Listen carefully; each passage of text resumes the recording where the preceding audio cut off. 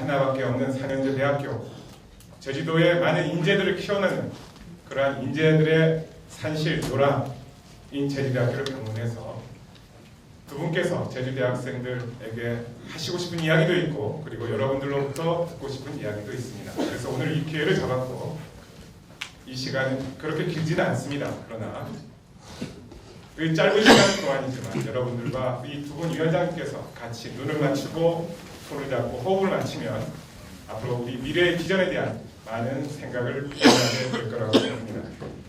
자, 그러면 오늘 이 자리를 함께 하시길 멀리 새벽부터 서울에서 오신 두 분을 소개하기로 하겠습니다. 우선 새정치민주연합 안철수 공동위원장을 소개하겠습니다.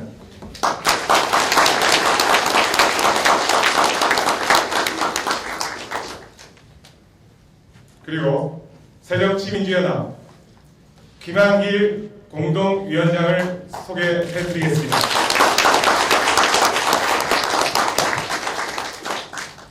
오늘 두 분 공동위원장님 모시고 제주도에 필요한 내용을 학생들 통해서 들으시는 자리는 저는 그렇게 취지를 받아들이고, 그래서 저희 법학전문대학원에서 이 행사가 열리기 때문에 제가 학생들의 질문을 취합해서 말씀드리는 그런 기회를 갖고자 하겠습니다.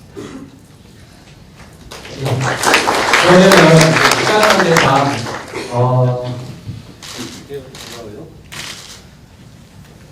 시간 관계상 특강으로 바로 일단 이야기하는 시간 들어가고 그 다음에 질문을 하는 그런 시간으로 진행하도록 하겠습니다. 안철수 위원장님께서 먼저 말씀을 하시는 걸로 하겠습니다. 네, 여러분 안녕하세요. 반갑습니다.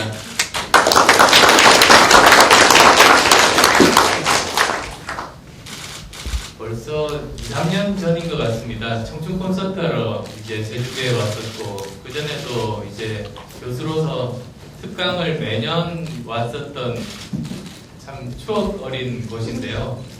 아마 여기 또 그때 만났던 분이 계실지도 모르겠습니다만 어쨌든 정말 반갑습니다. 어떤 말씀 드려야 될지 사실 오면서 조금 생각을 했었습니다. 근데 지금 이제 일명 그 제주 선언이라고 이렇게 평가해 주시는 언론분들도 계셨었는데요. 제주가 이제 그 새정치연합 창당 선언을 했던 정말 뜻깊은 곳입니다. 그리고 또 이번에는 새로운 신당 창당을 위해서 이제 여기 오게 돼서 아마 그동안의 그런 경과라든지 나름대로의 고민 그런 것들 말씀드리는 게 순서가 아닐까 그렇게 생각을 하는데요.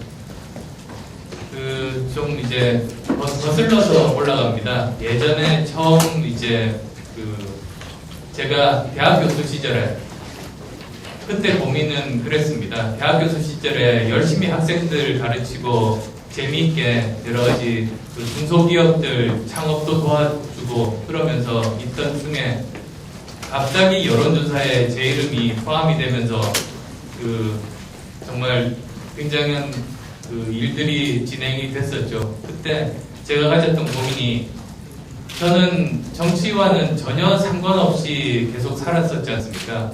의사였었고, 그리고 또 IT 전문가였고, 회사 경영자였었고, 그리고 또 대학 교수로서 우리 사회에 보탬이 될 수 있는 일들 열심히 나름대로 성실히 하고 있었습니다만 정치 쪽 경험은 전혀 없었는데 왜 저 같은 사람이 정치에 참여하기를 바라실까 많은 분들이 그렇게 고민을 했습니다.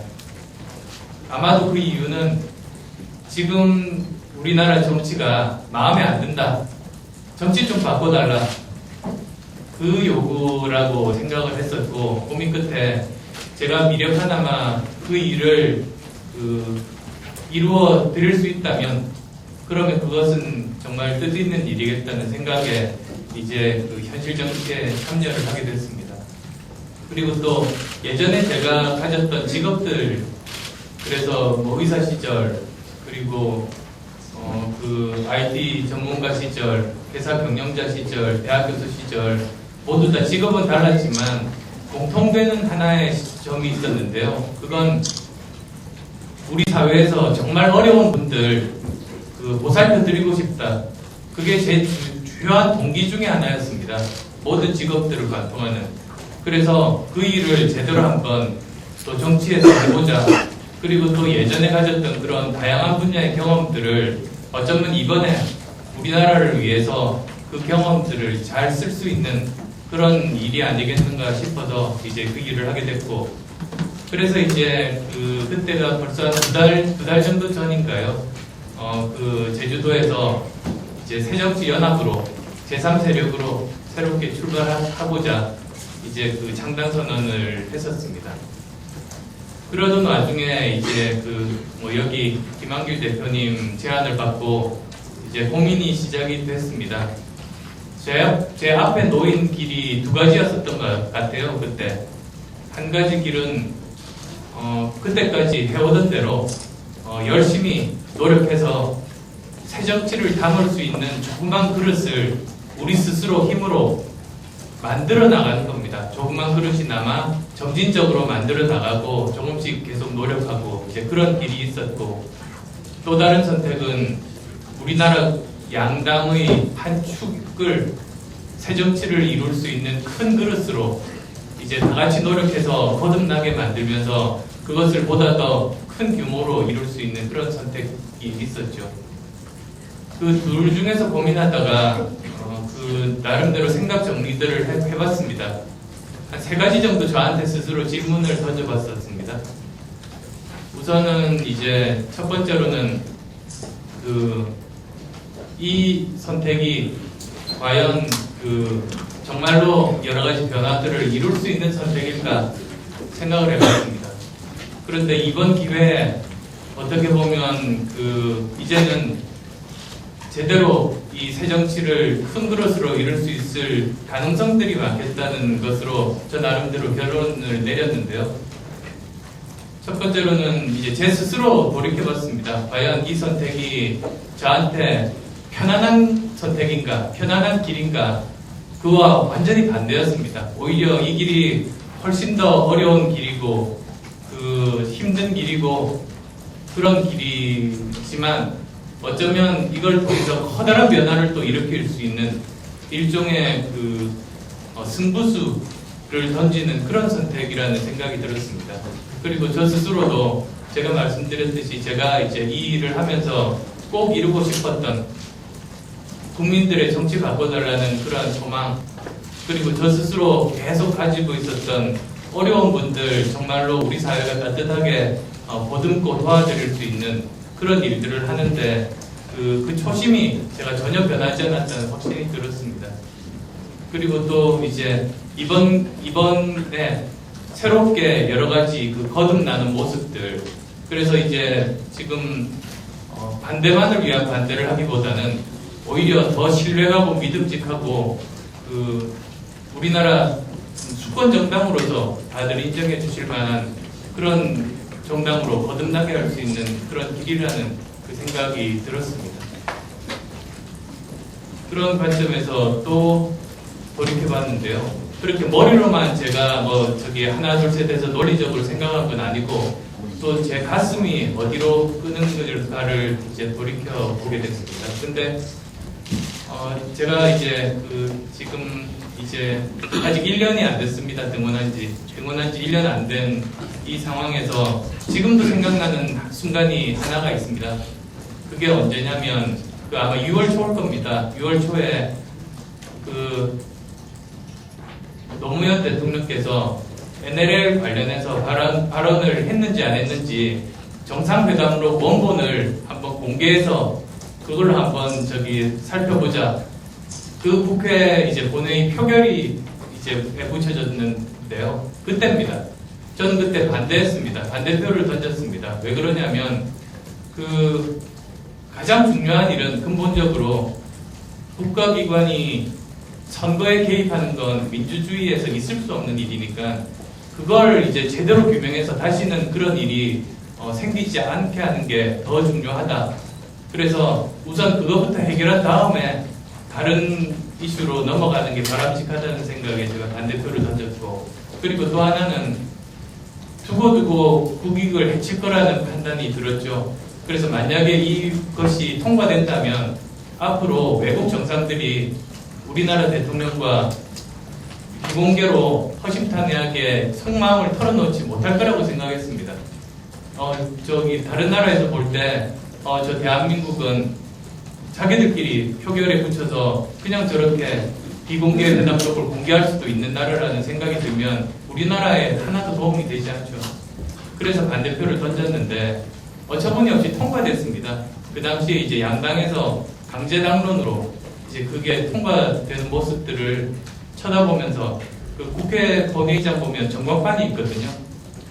그때 이제 빨간불 반대한 사람은 몇 명 안 되고 전부 거의 대부분 파란불로 덮였죠. 그 모습을 이렇게 쳐다보면서 그 순간이죠. 사실 정치하면서 매일매일 잊혀지지 않는 순간입니다. 국민들도 원하지 않고 국익에도 도움이 되지도 않는데 그 통과되는 모습을 보면서 그 혼자서만 생각을 하고 있으면 그건 세상을 바꿀 수 없구나. 같은 생각하는 사람들이 많아야 이런 일들이 안 생기게 막을 수 있구나. 그걸 정말 느끼고 깨닫는 그런 순간이었습니다. 그때 순간이 정말로 잊혀지지 않았고요. 그래서 이제 이번에 제안 받았을 때 고민하면서 머리로는 아까 말씀드린 두세 가지 이렇게 정리가 됐습니다만 무엇보다도 제 가슴이 이끄는 것이 어쩌면 이번이 새 정치를 제대로 이룰 수 있는 국민들이 원하는 정치를 바꿀 수 있는 그리고 제가 원하는 정말 어려운 분들 따뜻하게 보듬을 수 있는 나라 만드는 일 제대로 해볼 수 있는 일이 아니겠는가. 정말 어쩌면 다시 오지 않는 정말 큰 기회일 수 있지 않는가. 그런 제 가슴이 이끄는 대로 그렇게 이제 결정을 했습니다. 잘했어요.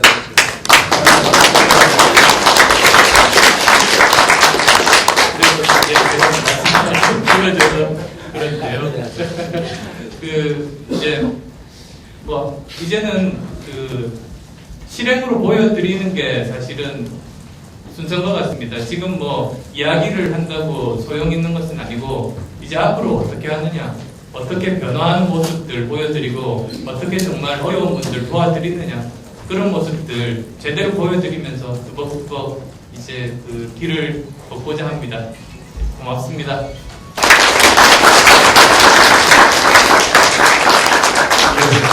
감사합니다. 다시 한번 큰 박수 부탁드립니다. 이어서 바로 김한길 공동위원장님께서 이야기 것들을 풀어놓고 그 다음에 질의응답 시간으로 가도록 하겠습니다. 학생 여러분 반갑습니다. 김한길입니다.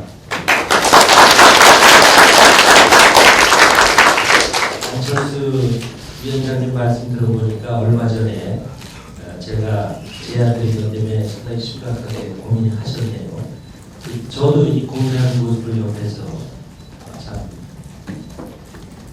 지켜보면서 어렵기는 마찬가지였습니다.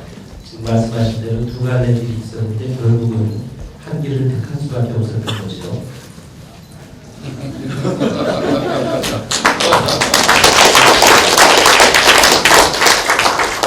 아무도 아는데요. 박근혜 대통령이 미국 갔다가 윤창중이라는 대변인 때문에 망신당했잖아요. 그래서 돌아와서 어떻게 그런 사람을 대변인 시켰습니까? 그러니까 한길 마음속은 정말 모르겠더라고요. 이렇게 대답했어요. 그래서 왜 그렇게 안 좋은 대답하면서 제1야당 대표 이름을 거기다 섞어서 얘기하는가 이렇게 제가 또 농담으로 맞받아친 적이 있습니다. 반갑습니다 여러분. 법을 공부하는 분들이라고 해서 법이란 무엇인가 내가 젊어서 망설일 때가 있었던 얘기를 하겠습니다. 제가 젊어서는 이 소설도 썼지만 톡쇼 진행자로 일하게 됐는데요. 김영준 대법관도 하시고 헌법재판소장도 하신 분이 제 톡쇼에 출연했을 때 제가 물어봤습니다. 참 제가 평소에도 궁금합니다. 법에 대해서. 그 당시에 그 안전띠를 안 매면 벌금 매기는 법이 통과됐어요. 아침마다 경찰들이 차 들여다보면서 안전벨트 안 맨 사람 다 들어오거든요. 그래서 제가 그 헌법재판소장께 물어봤습니다. 제가 아는 법이라는 것은 공공에게 해를 미치거나 타인에게 해를 미치는 것을 막는 주제, 이것은 법일 수 있지만 남에게 아무 피해도 안 주는데도 강제하는 것은 그 문제 있는 법 아닙니까? 가령 안전벨트 안 맨다고 남에게 전혀 피해 주는 거 아니지 않습니까? 내가 더 다치거나 덜 다치는 두 가지 경우인데 그것을 내가 선택하지 않고 법이 선택하는 건 문제 있지 않습니까? 이렇게 질문했어요. 그랬더니 그 우리나라 헌법재판소장이고 대법원 대법관 지은 분이 말씀 듣고 보니까 정말 그러네요. 이렇게 대답하시길래 정말 그때부터 법이 정말 뭔지 모르겠더라고요. 그런데 사실은 안전벨트 매는 것만 해도 이게 법으로서 가능한가 가지고 스위스 같은 나라로 국민투표까지 했더라고요.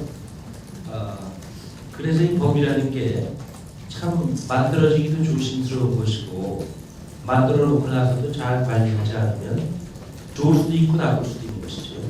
요즘에 우리 대통령은 규제 없애기에 전념하고 계신 것 같잖아요. 지금은 해외에 나가셨지만 법이라는 게 대부분 규제지요. 뭐 하면 안 된다.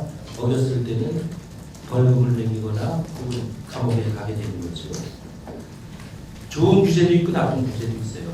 나쁜 규제는 정말 나쁜 거죠. 필요 없는 규제. 좋은 규제는 절대로 우리 사회를 위해서 필요한 것이죠. 사거리에 교차로에 신호등을 없앤다고 하면 얼마나 큰 교통 혼란이 있겠습니까? 대형 사고들이 빈발하겠습니까? 나쁜 규제 없애는 건 참 좋은 일이지만 좋은 규제 없애는 일은 참 나쁜 일이거든요. 그래서 대단히 조심스럽게 다뤄야 되는 문제인데 이렇게 무차별적으로 무조건 규제만 없앤다고 하면 어떻게 되는가? 양들에게는 울타리가 필요 없잖아요. 늑대를 막기 위해서 울타리가 필요한 거죠. 대기업과 재벌과 대자본이 거추장스러워하는 규제를 우리 사회에서 싹 없애버린다면 우리 사회가 어떻게 되는가? 야구 강식, 승자 독식의 정글 같은 사회가 되지 않겠는가 하는 걱정을 요즘에 해봤다는 말씀을 법을 공부하는 여러분 뵙고 생각나는 대로 한 말씀 드립니다. 법은 법이고 정치란 무엇인가? 젊어서 저는 그 고민도 많이 했습니다.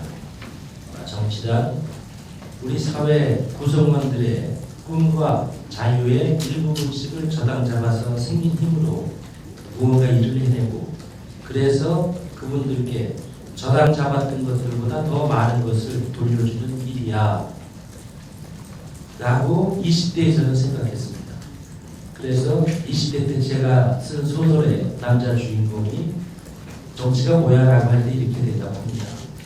그 생각이 지금도 제게 전혀 변함없이 유지되고 있습니다.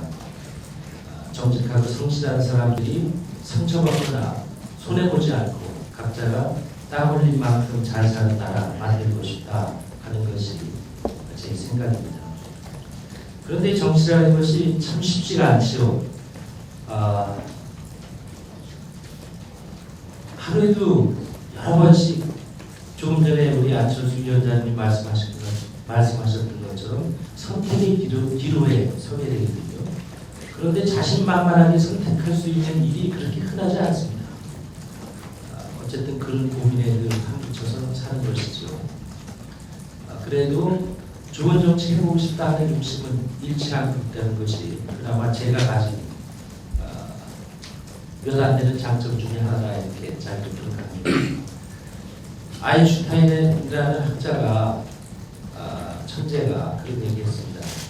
대개 사람들이 젊어서 학교 졸업하고 사회에 나가면 사회라는 바다에 출항을 하게 되면 처음에 그 자기 배에다가 많은 자기가 좋아하는 가치들을 담는다는 거예요.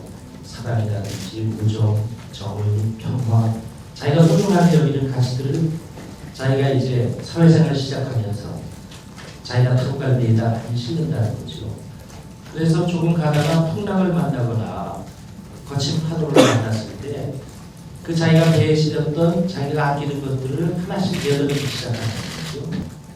그래서 많은 사람들이 목적지에 도달했을 때 자기 배안을 돌아보면 자기가 소중하게 생각했던 가치들을 대부분 다 중간에 내던져 기가 있다 그런 얘기를 했다고 해요.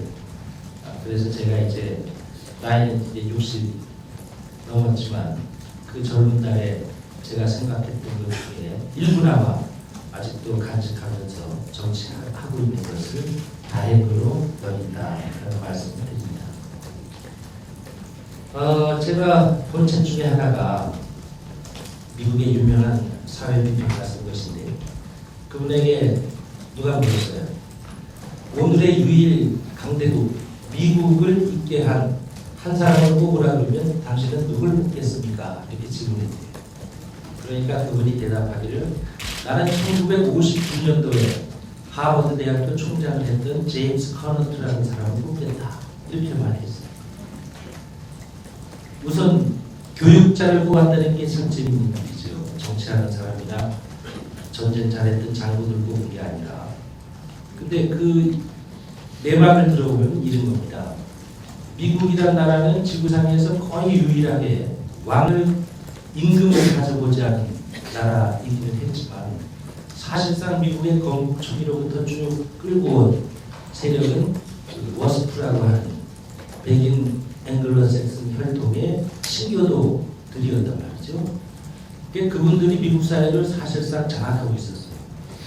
그러니까 1950년대 하버드 대학의 입학생을 분석한 자료를 보면 하버드대 졸업생의 자식들이 거의 다예요. 다른 학생들은 들어올 수 없었어요. 무슨 유색인종이라든지 유대인이라든지 부모가 가난한 집 아이들이라든지 하버드대 못 갔어요. 그랬는데 제가 말씀드린 1959년도에 하버드대 총장 된 그 제임스 커너트라는 사람이 이래가지고 미국이 망하겠구나. 교육개혁 없이 미국의 미래는 없다 이렇게 생각한 겁니다.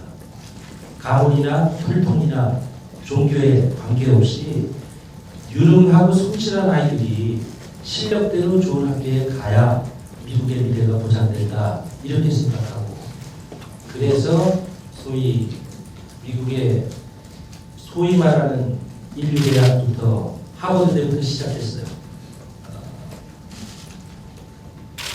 여러 가지 제약들을 깨고 실력 있는 학생들을贫富이나 종교나 가정 환경이나 이런 거 따지지 않고 받기 시작해서 그것이 아이비리그로 전파되고 미국의 전 대학으로 전파돼서 그 힘이 오늘의 미국을 여기까지 끌어올렸다 이렇게 말해요. 그런데 우리나라는 어떠냐? 우리나라는 완전히 거꾸로 가고 있거든요. 제가 1971년도에 대학교에 입학했는데 그 당시만 해도 우리나라에서 좋다는 서울대학에 지방의 명문 고등학교들이 100명에서 200명 사이들을 매년 입학시켰어요. 대전고등학교, 광주고등학교, 부산고등학교 이런 학교들이 100명 이상의 학생들을 서울대에 입학시켰어요. 그런데 이제는 그렇지 않거든요. 이제는 부자 부모를 만난 아이들이 비싼 사교육으로 매년 동안 어거지로 단련돼야 인류 대학에 들어갈 수 있는 사회가 되고 말았잖아요. 그래서 부와 권력이 세습된 것이 이미 오래됐고 그것이 점점 심화되고 있어요. 미국은 그것을 깼기 때문에 오늘날의 미국이 있게 됐는데 우리나라는 거꾸로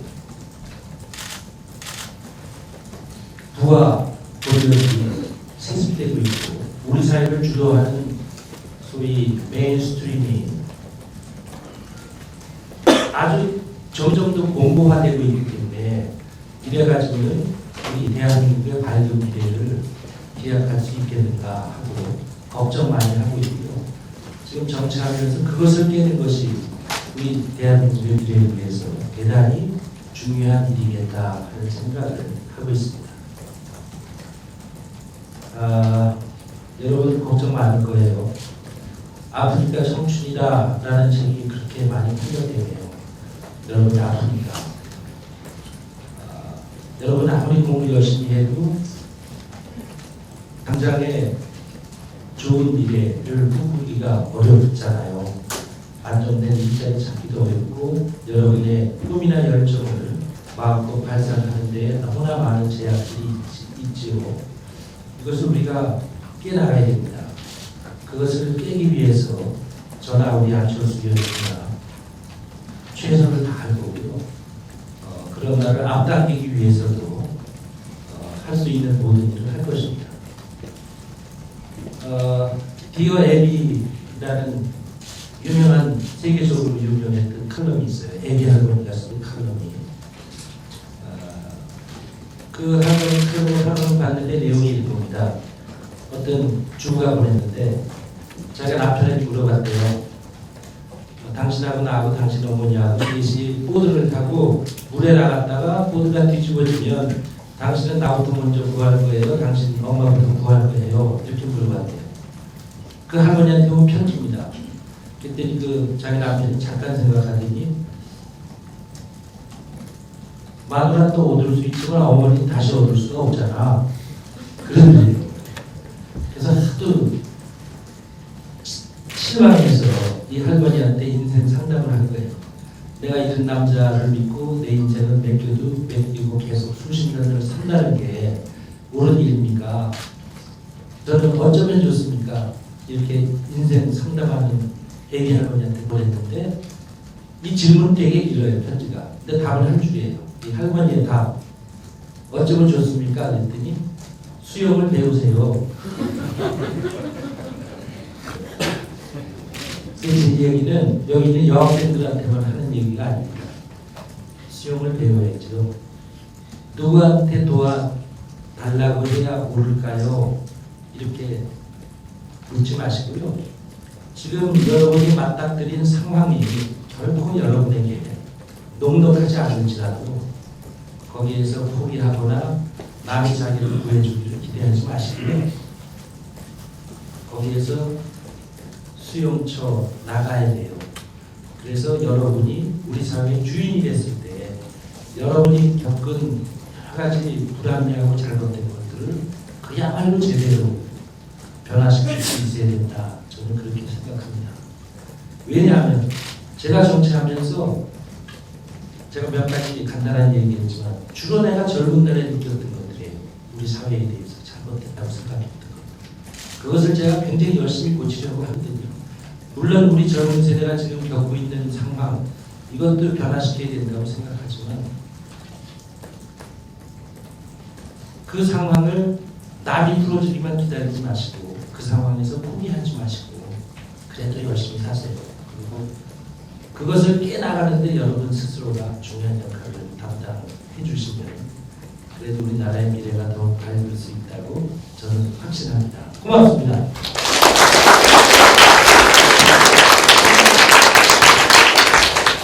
예, 김한길 위원장님께서 정말 소외받고 고통받는 사람들을 위해서, 가난한 사람들을 위해서 여러 가지 쓰시고 구체적인 예를 들어서 말씀하시는 것에 감동받고 특별하게 우리 젊은 세대에 대한 개정이 되게 많으신 걸 느끼면서 또 기쁨을 느낍니다. 더더욱더 젊은 세대들에 대해서 관심을 가져주시기를 바라고 다시 한번 큰 박수 부탁드립니다.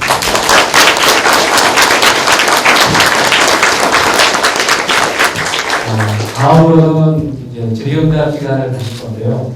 먼저 우리 이승민 원장이 취합해서 질의하는 게 있었다고 추진하는데 아직 취합은 못했습니까? 네, 그러면 제가 개인적으로 두 분 말씀 듣고 생각나는 것만 잠깐 여쭤보면 안 돼요? 예. 오늘 자리가 정치적인 자리는 아니라고 하시기 때문에 우선 안철수 위원장님 말씀 들었을 때 원칙과 현실에서 많은 고민이 있으셨겠구나 이런 생각이 먼저 들었고요. 그 원칙을 외람 빼지만 초심을 잃지 마시고 그대로 계속 그대로주시면 저희들은 참 좋겠다 이런 생각이 들었습니다. 그리고 이제 제가 젊은 학생 대표로 말씀드리기는 별로 젊진 않은데 그 두 분 위원장님 말씀 들어보면 그 정책의 방향성, 지향점이라는 게 이제 제가 제 개인적으로 생각하는 지향점하고 많이 비슷한 부분도 있고 그리고 이제 김한길 위원장님이 말씀하신 법에 대해서 말씀하신 그 부분은 제가 옛날 그 여류 소설가 어떤 책에서 아니 운전 중에 흡연을 하는 걸 벌금을 주면 그건 안전운행에 방해가 되니까 벌금을 주는 게 맞는데 안전벨트는 맞지 않지 않냐. 저도 그 책을 읽으면서 그런 생각을 했다가 헌법재판소 판례를 보고 수험생의 입장에서 그냥 외웠던 것 같습니다. 그래서 법에 대한 생각은 저도 그때 다시 말씀 들어보니까 다시 한번 고민하면서 공부를 해봐야겠다 이런 생각이 들었고요. 그리고 마지막으로 잠깐만요. 예. 그게 국민투표까지 했다고 했잖아요. 네. 사실 법 원칙에 대한 중요한 문제라고 생각하는데 법이 국민 개개인의 안전을 연연해 줄 수 있잖아요. 네. 그렇다고 해서 아침마다 우유 세 잔씩 먹으라는 법을 한다든지 바지 주머니에 손 넣고 가면 넘어질 때 코가 깨지니까 걸을 때 주머니에 손을 못 넣게 한다든지 하는 법은 있을 수 없다는 거죠. 그냥 제 생각에 법은 헌법재판소 판례를 원용해 보면 이제 상대방 운전자가 과실로 사고를 냈을 때 이제 보험 책임 관련해가지고 운전 안전벨트를 냈으면 피해를 최소화하지 않겠냐. 그래서 공동체 이익을 생각할 때 그런 논리가 있었습니다. 근데 그게 모든 사람이 받아들일 수 있는 논리는 아닌 것 같고요. 그리고 마지막 말씀하셨던 포트 이야기. 수용할 수 있는 수용법을 배울 수 있는 많은 교육적 지원을 해주시기 부탁드리겠습니다. 먼저 두 분 위원장님께 아까 제가 사실 여쭤보고 싶은 게 있었는데 두 분께서 먼저 말씀으로 상당 부분 답변을 해주실 것 같습니다. 그래서 그 다음 단계로 안철수 위원장님께 먼저 질문을 드리면 전격적인 그런 신당 창당 합의를 두고 두 위원장님 어느 분이 신의 한 수를 두셨는지 두 분 다 신의 한 수를 두셨다 이런 평가들도 있는 것 같습니다. 다만 한 가지 우려는 안철수로 대표되는 그런 국민들의 꿈이 기존의 대한민국 현대사에서 보면 좌초된 적이 많이 있었기 때문에 과연 민주당에서 이제는 민주당이 아니죠. 새롭게 창당될 신당에서 현실적으로 어떻게 살아남으실 것인지 그런 각오나 구체적인 방안이 있으시면 한 가지 말씀해 주시면 감사하겠고요. 또 김한길 위원장님께도 안철수 위원장님 개인이 아니라 안철수로 대표되는 그런 국민들의 꿈을 다시 소멸되지 않고 현실에서 이뤄내 주실 수 있는 안철수를 지켜줄 수 있는 그런 어떤 각오나 방안이 있으신지 여쭤보겠습니다. 국민들이 지금 현재 정치 바꿔달라고 하는데 그것 자체가 희망의 그런 싹이 없어지는 건 아닌지 그런 우려들 사실 저도 하면서 고민들을 했습니다. 그래서 지금은 걱정하지 마시라 그렇게 이야기를 할 수 있는 단계가 아니라 오히려 하나씩 달라지는 모습을 보여드리면서 그리고 저런 것이 정치가 바뀌는 거라는 걸 국민들이 직접 체감할 수 있게 해드리는 게 가장 시급하다고 봅니다. 그래서 지금 현재 우선은 여러 가지 정체성에 대한 새로운 규정들이라든지 그리고 또 앞으로 지금 현재 제가 국회 등원하면서 참 많은 좋은 분들을 만났습니다.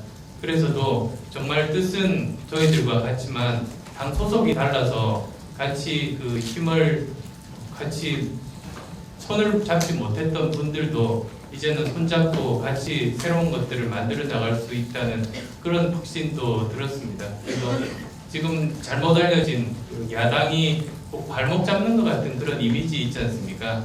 사실 내부적으로 보면 그렇지가 않은데 그래서 그런 것들로부터도 탈피하고 그래서 보다 더 그냥 반대만을 하는 그런 세력이 아니라 오히려 미래의 수권 정당으로서 신뢰, 믿음 그리고 여러 가지 오히려 이슈라든지 대안들을 미리 앞서서 설명드리고 끌고 나갈 수 있는 그런 모습들을 보여드리면 차츰차츰 걱정하시던 분들 그런 염려들 많이 불식시킬 수 있으리라고 생각합니다. 네, 저한테도 똑바로 해라 그거 아니겠어요? 제가 잘하겠습니다. 제가 잠깐 모두에 말씀드린 것처럼 제가 젊어서 품고 있던 정치를 통해서 이루고 싶은 꿈이 있고요. 그 꿈은 크게 다르지 않다고 생각해요. 이제 우리 두 세력이 하나가 되는 통합 과정에 잘못 세상에 알려져서 과장된 점들이 많습니다만은 사실은 민주당과 새정치연합이 하나로 묶여져가는 통합 과정이 다른 우리 정치사에 있었던 정당끼리가 하나가 되는 과정에 비해서 훨씬 더 서로를 존중하면서 서로 필요한 토론해가면서 거기에서 답을 찾아서 정리해가는 그런 과정이다 하는 설명을 드립니다. 우리 민주당이 생각하는 것이 국민들이 보는 민주당과 다른 점도 있다고 생각해요. 조금 전에 우리 안 위원장께서도 말씀하시지만 민주당에도 굉장히 좋은 정치인들 많습니다. 많이 알려지지 않기도 하고 분들도 많고요.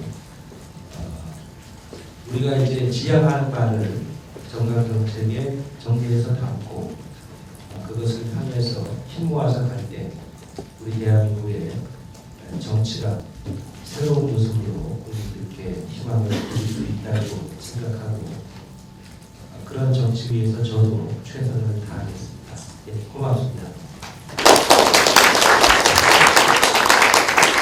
아까 그 김한길 대표님의 고치 얘기 잘 들었습니다. 저희가 해야 할 일은 그러한 강물 속에서 우리가 빠졌을 때 어떻게 수영해야 하는지를 배워야 하는 것이겠지만 두 분이서 새 정치를 하신다면 그렇게 두 번 다시 보트가 뒤집어지지 않게 하는 것이 두 분의 일이라고 저는 생각을 하는데요.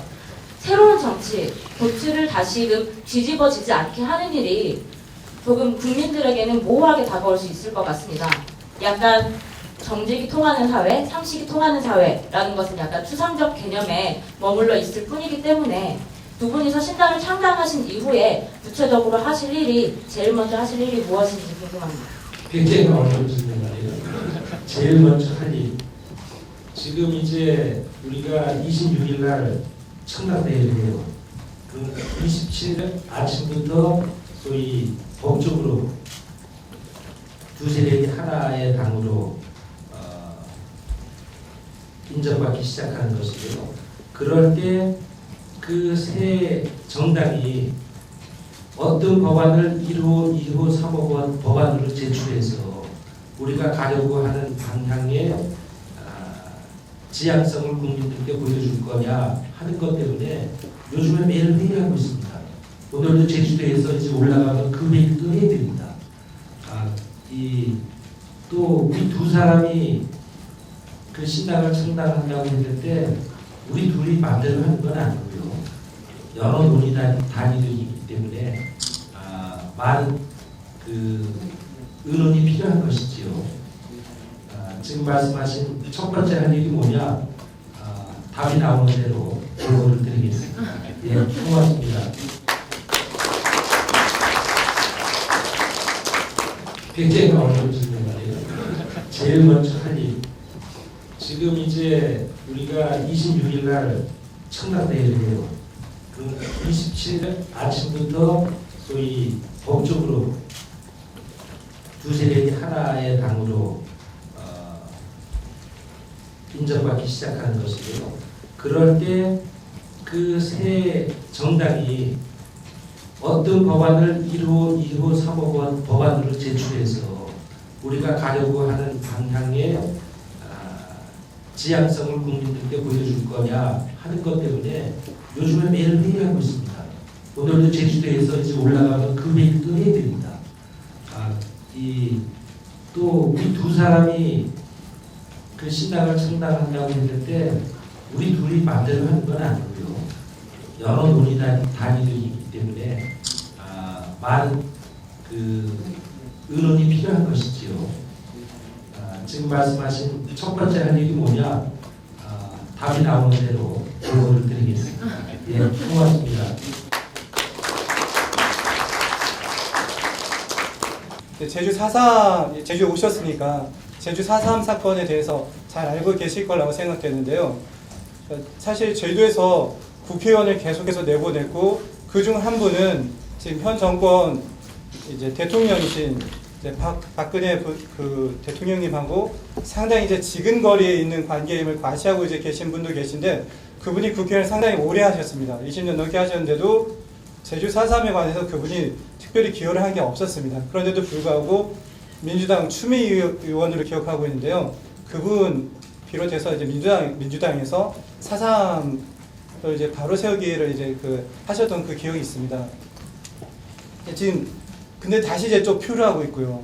그러니까 다시 이제 4.3이 제자리를 잡지 못해서 이제 그런 것 같은데요. 그러니까 구체적인 정책을 하나 이제 여쭤보겠습니다. 이런 현상이 있었던, 이런 아픔을 겪었던 이 4.3 사건, 특히 4.3의 표류에 대해서 이제 두 분께서 정권을 잡게 되면, 물론 이제 희망입니다. 그렇게 된다면 어떤 정책을 구체적으로 펴실 건지 한번 이제 들어보고 싶습니다. 정권을 잡을 가능성이 있는 분이 여기 있으니까요. 답을 좀 들어보죠.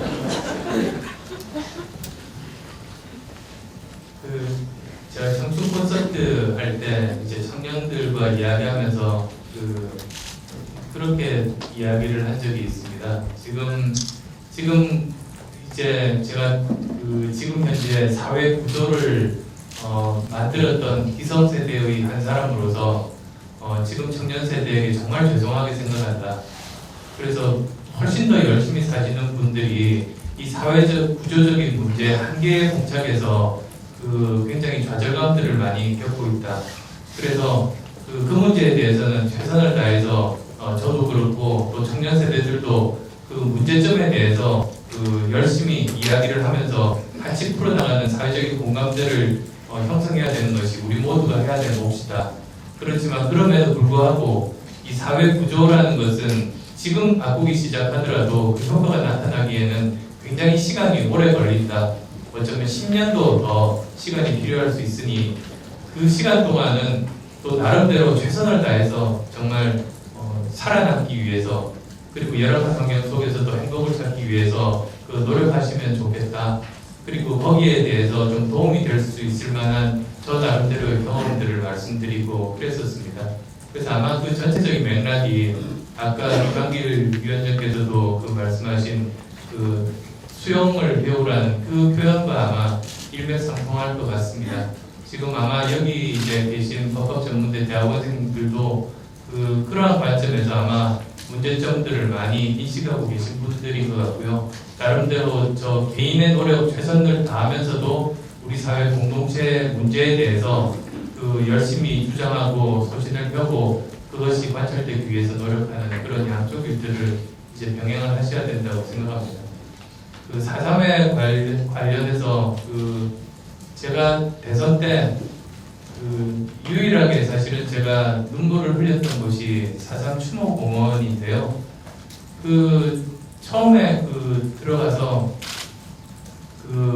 10,000명 이상 그렇게 폐가 모셔져 있는 그 광경 보면서 그리고 특히 아직 이름도 안 지어진 아이까지 거기에 이제 모셔져 있는 모습 보면서 정말로 앞이 막막했습니다. 그래서 이렇게 수많은 분들이 희생된 고통스러운 역사에 대해서 많은 사람들이 인식을 같이 하고 꼭 이런 일들은 다시는 우리나라 역사가 이제 앞으로 미래에는 이런 일들이 절대로 있으면 안 되겠다는 각오들을 한 번 더 다지게 되는 계기가 됐습니다. 그리고 또 지난번 저희들이 창당 선언을 이제 제주에서 할 때도 그때 또 이제 그곳에 가서 여러분들 만나고 최대한 저희들이 할 수 있는 노력들을 다하겠다는 말씀을 드렸습니다.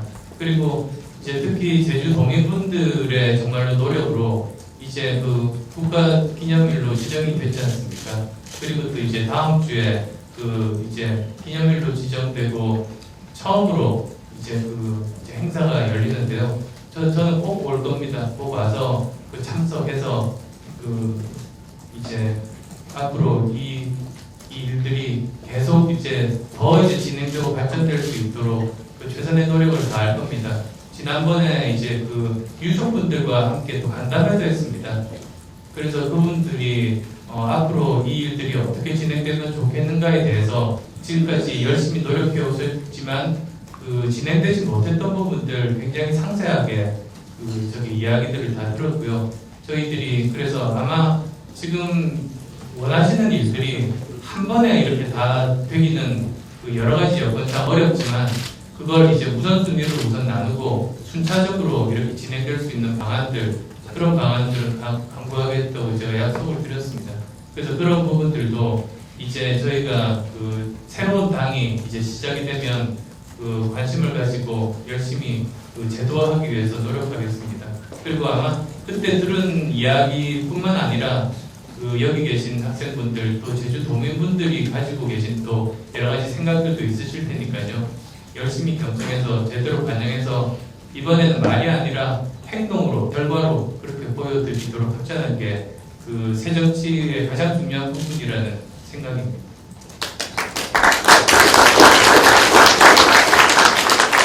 오래 질문 주신 분이 박근혜 대통령하고 가까우면서 제주도에서 오래 국회의원도 하시고 그런 분은 제가 신경 안 썼는데 그러셨잖아요. 그분 누군지 저는 잘 알아요. 그런데 4.3 사건을 진지하게 우리 역사의 전면에 해서 특별법을 공포한 게 김대중 대통령 되고요. 노무현 대통령이 소위 국가의 공권력의 폭력성 대략 확산에 대해서 공식적으로 대통령으로서 사과하지 않았습니까? 그 이후에 우리 제주도의 국회의원들 여기 김은남 국회의원, 김재열 국회의원 와 계신데 강창일 국회의원은 오늘 또 특별한 사정 때문에 못 왔지만 추미애 의원만 애쓴 것은 아니고요. 추미애 의원과 이런 국회의원들이 이 기념일 지정에 대한 것도 법을 내고요. 또 유가족에 대한 보상 문제도 법적으로 풀기 위해서 계속 애쓰고 계신 분들이다 하는 점을 우리 민주당은 자랑스럽게 생각하고 있습니다. 그리고 또 지금 질문 주신 분들 말씀하셨고 아까 손민아 씨가요? 아까 말씀하셨는데 우리는 모르니까 배 뒤집히면 열심히 수용쳐서 살아라 그건 아니에요. 우리는 배 뒤집어지지 않게 최선 다하겠죠. 그런데도 그런 일이 닥치면 혹은 지금 여러분이 처한 맞닥뜨리고 있는 상황이 그렇게 녹록지 않다고 해서 너무 일찍 실망하거나 좌절해서는 안 된다는 얘기입니다. 저희도 모든 노력을 기울여서 그렇게 배가 뒤집어지는 일이 없도록 환경을 개선해 나가는데 게을리 하지 않겠다는 약속을 드리지만 제가 사실 이런 얘기는 하고 싶지 않지만 OECD 국가 중에 우리 청소년 젊은이들 자살률도 1등이잖아요. 이런 거 보면 저는 너무너무 마음이 아파요. 왜들 이렇게 약한가? 상황이 어렵더라도 그래도 살아야지. 저도 굉장히 어려운 젊은 시절을 견뎌낸 사람이거든요. 그런 의미에서 말씀드린 것입니다. 두 분 오해 없으시고요. 정치가 제 역할을 하더라도 열심히 사십시오. 그건 아니었다 하는 말씀을 드립니다. 그래도 열심히 하면 사세요. 우리도 열심히 할게요. 네, 고맙습니다. 예, 질문하신 분들이 많은데 사실 그 4.3은 우리 제주의 가장 큰 아픔이고 한입니다. 제주도에 누구나 뭐 이념을 떠나서 굉장히 아파하고 이걸 어떻게 하면 승화시킬 것인가. 정말 4.3이 아픔과 한에 그냥 머무는 것이 아니라 그것을 승화시켜서 제주도를 진정한 어떤 생명평화의 성으로 만들 수 있느냐. 이게 사실 우리한테 주어진 과제라고 저는 생각을 합니다. 지난번 안철수 위원장님께서 이제 제주에서 처음으로 이제 선언하시면서 생명평화의 땅 제주에서 새로운 시작을 알린다. 이런 취지의 말씀을 했던 것을 기억합니다. 정말 4.3의 아픔과 한은 어떤 제도적인 그런 것도 중요하지만 제주도를 어떤 생명평화의 섬으로 만들고 대한민국을 생명평화의 나라로 만들어서 다시는 어떤 국가공권력에 의해서 그렇게 인권이 유린당하고 침해당하지 그런 세상이 아닌 또 힘없는 사람들이 억울하게 당하는 그런 세상이 아닌 누구나 평등하고 자유로운 세상을 만드는 것이 어떤 4.3이 진정한 의미가 아닌가 이런 생각입니다. 그래서 그런 좀 큰 틀에서 그런 부분에 대해서 고민해 주시고 또 어떤 정책들을 만들어 주시길 바라고요. 시간상 한 분만 마지막으로 질문을 받고 마무리를 해야 될 것 같습니다. 누가 질문하시겠습니까? 두 사람, 여성분부터. 시간에 된 바에 의하면 인간이 저는 없어집니다. 예. 세모님 자살 사건을 보았을 때 저희 국민들이 모든 국민으로서 그 인간의 존엄성을 제대로 이렇게 존중받고 있는 것 같지는 않습니다. 이런 이제 세월호 자살 사건 같은 현상이 나타나지 않기 위해서 이제 안철수 위원님께서 이제 구체적으로 구상한 방안이 있으신지 그게 궁금합니다. 두 번째 질문 드리겠습니다. 김한기 의원님께 질문 드릴게요. 두 번째 질문은 뭐 선택하라고 그러더니 뭐 네. 다 지정해서 두 해주네. 분이서 정해주셔도 됩니다. 두 번째 질문은 김한기 의원님께서 부와 권력이 지금 세습되고 있는 저희 사회 현상에 대해서 말씀하셨습니다. 우리나라의 그 기족사회화되고 있는 현상에 대해서 많은 국민들이 이제 공감하고 있습니다. 이렇게 기족사회화되고 있는 현상에 대해서 깨기 위한 방안을 또 생각하고 계시는지 있으시다면 대답해 주셨으면 좋겠습니다. 아니면 이제 둘 중에 하나만. 되게 어렵고. 일단은 지금 현재 그 지난번 대선 과도도 이제 복지 아니겠습니까? 그래서 보면 우리나라가 지금까지 이제 가난했었죠, 예전에. 그래서 산업화로 그것을 해결하고 그 다음에는 닥쳐온 것이 이제 자유에 대한 갈구였습니다. 그래서 민주화로 그것을 해결을 했습니다. 그럼 이제 우리에게 남은 가장 우리가 중요한 그 시대 과제가 무엇인가? 또는 많은 사람들이 어떤 것을 원하는가 생각해 보면 미래에 대한 불안이라고 생각합니다. 많은 사람들이 지금 현재 미래에 대한 불안감들을 가지고 있고 그게 우리 사회가 공동체로서 이렇게 결집하는데 굉장히 큰 장애 요소로 작용하고 있지 않습니까? 그래서 그것을 극복하는 것이 복지, 사회적인 안전망 구축이라고 생각합니다. 그런데 이제 우리나라보다도 먼저 복지 사회를 만든 나라들을 여러 가지 모델이 있습니다. 그래서 뭐 우리가 이상적으로 생각하는 북유럽 쪽 또는 비용은 많이 쓰면서도 제대로 효과를 못 내고 있고 부패 문제도 있는 그 남유럽 쪽 모델 또는 뭐 미국 같은 모델 여러 가지가 있습니다만 어떤 분에게서 전문가분께 이런 이야기를 들은 적이 있습니다. 북유럽과 남유럽이 왜 그렇게 차이가 나게 됐는가? 굉장히 많은 역사적인 여러 가지 요인들이 있지만 가장 거칠게 이렇게 보면 제일 큰 문제는 그거랍니다. 북유럽에서는 어떤 정당이 정권을 잡았는데 자기들 마음대로 하는 것이 아니라 그렇게 정권을 잡았을 때 자기의 권한을 내놓고 이렇게 연정을 통해서 또는 사회적인 합의체를 구성해서 거기서 모든 논의를 시작을 했답니다. 그래서 이 원래 복지라는 것이 굉장히 재정이 많이 소요되는데 그 재정을 누가 얼마씩 낼 것인가에 대한 사회적인 합의가 필요하고 그리고 또 이 돈을 어디에 얼마나 쓸 것인가에 대한 그 부분도 사회적인 합의들이 필요합니다. 그것들을 이제 정권을 잡은 정당에서 이렇게 연정을 통해서 그리고 또 국민 대통합 관점에서 사회적인 합의체를 통해서 해결해 나가다 보니 지금 현재 굉장히 선진 복지 모델을 만들었다고 하는데요. 반대로 이제 남유럽에서는 그리스나 이런 쪽에서는 어떤 일이 벌어졌느냐면 정권을 잡은 정당에서 정권 잡은 기간 동안은 자기 마음대로 합니다. 그냥 그러다가 선거 때가 되면 그러면 우리는 뭐 해주겠다고 선심성 공약을 막 시작하는 겁니다. 그렇게 해서 복지 제도가 이렇게 구축이 되다 보니까 굉장히 비효율적이고 부패가 심하고 그런 이제 복지 제도가 정착이 됐다고 합니다. 그러면 지금 현재 우리나라는 그 두 가지 길 중에서 어느 쪽으로 갈 가능성이 많은가? 굉장히 걱정되는 부분들이죠. 복지에 대해서 미리 사회적인 합의를 이루면서 정권을 잡은 정당에서 사회적인 합의를 이루는 중심에 서기보다도 오히려 나중에 선거 공약으로만 자꾸 이렇게 복지 제도가 하나씩 도입되면 그건 굉장히 바람직하지 못하게 흘러갈 수 있는 것 같습니다. 따라서 지금부터라도 또는 나중에 다음에 저희가 정권을 가진다면 꼭 반드시 명심해야 할 것이 같이 사회적인 합의를 통해서 이 부분의 제도들을 하나씩 만들어 가야겠다는 게 제가 생각하는 가장 중요한 방향 중에 하나입니다. 그리고 그런 관점에서 이제 지금 현재 우리 사회 복지를 보면 지금 이제 올해 예산이 100조가 넘었습니다. 그런데 과연 정말로 필요한 분들에게 쓰여지고 있는가에 대해서 또는 그 복지 전달 체계라고 하죠. 그 전달 체계가 제대로 효율적으로 잘 되어 있는가, 그 새는 예산은 없는가를 보면 아직도 우리는 그 해야 될 부분들이 정말로 많다고 봅니다.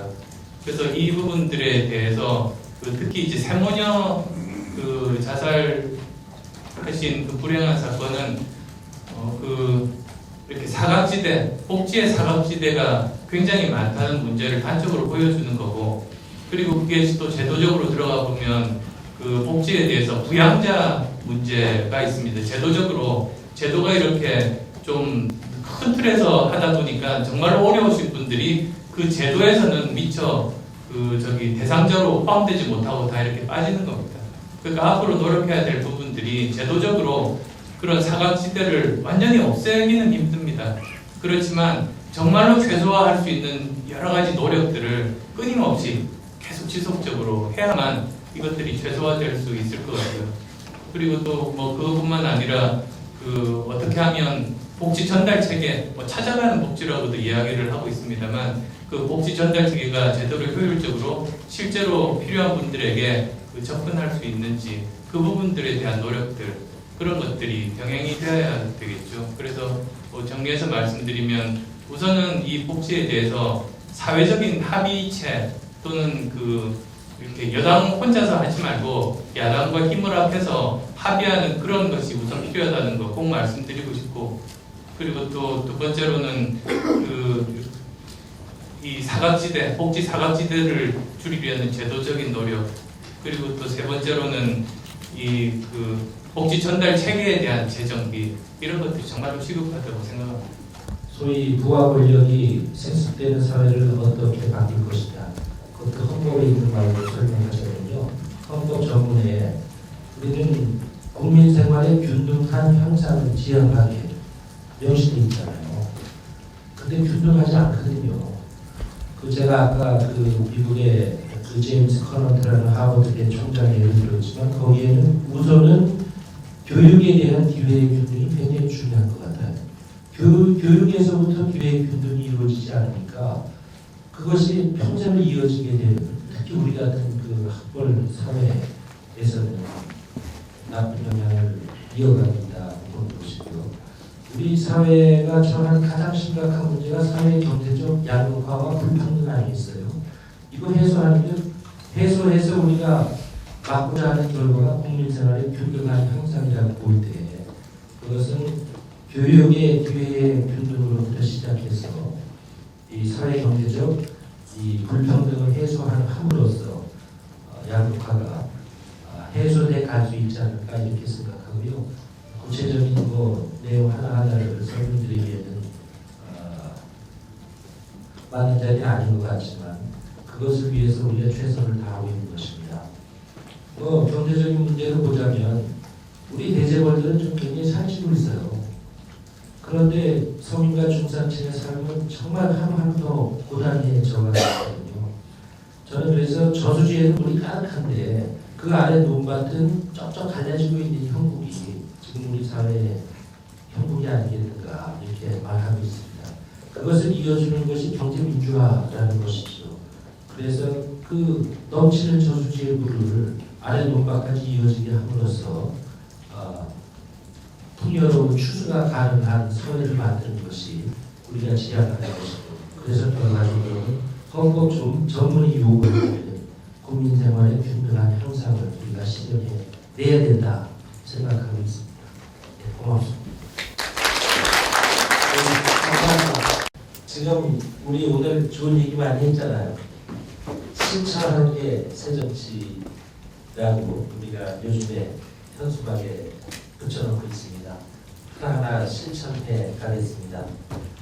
그러나 우리는 불행하게도 마음대로 공약하고 하나도 지키지 않는 거짓의 정치가 위세를 떨치고 있는 세상에 살고 있습니다. 새 정치를 통해서 낡은 정치, 구태 정치, 거짓말 정치 극복하겠습니다. 우리 사회 구성원 누구나가 예외 없이 최소한의 인간적인 삶을 국가가 보장하는 사회, 그런 사회가 복지국가라고 생각하고요. 아까 복지에 대해서 우리 안 위원장님이 좋은 말씀 많이 해주셨는데 그런 사회 반드시 만들어내겠습니다. 고맙습니다.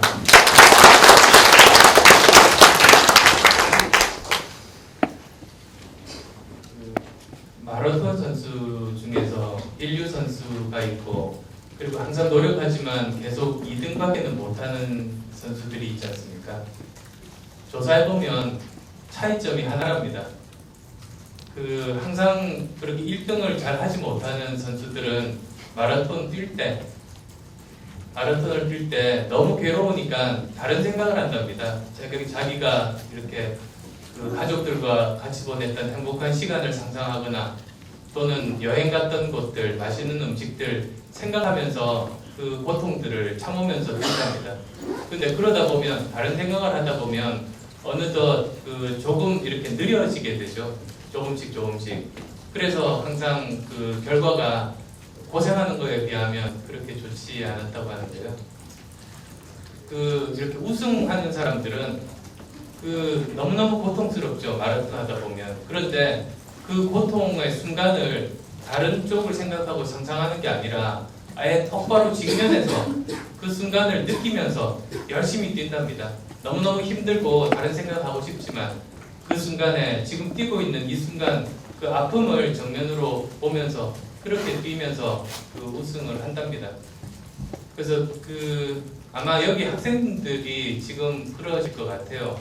여러 가지 지금 이제 이번에 1학년 되신 분부터 아마 3학년까지 이렇게 골고루 모여 계신 것 같은데 각자가 느끼고 계시는 어려움들이 다 다르고 그리고 미래에 대한 전망도 처음 시작했을 때보다 점점 더 불투명하게 해가면서 걱정도 많고 그러실 겁니다. 그런데 그럼에도 불구하고 어쩌면 이제 기왕에 같은 시간 같은 고생을 하시는 그런 상황이라면 오히려 이런 힘든 어려움을 회피하기보다는 직면하면서 정면으로 바라보고 열심히 앞으로 전진하시는 게 오히려 더 좋은 결과들을 가져오신다고 믿고요. 그런데 그게 여러분께만 드리는 얘기가 아니라 저도 마찬가지입니다. 저도 아마 이제 앞으로 여러 가지 힘든 일들이 많이 닥칠 거라고 생각합니다. 우리나라 정치 상황이 그렇게 녹록지도 않고 여러 가지 국민적인 열망을 제대로 실현하고 이제는 결과를 내기 위해서는 어떤 일들을 해야 될까 이렇게 생각해 보면 여러 가지 해야 될 일들이 많습니다만 저도 지금 여러분께 들려드린 그런 말씀처럼 여러 가지 어려움이 있더라도 똑바로 직시하고 직면하고 힘들면 힘든 순간 그대로 느끼면서 최선을 다해서 한번 이루어 보겠습니다. 고맙습니다.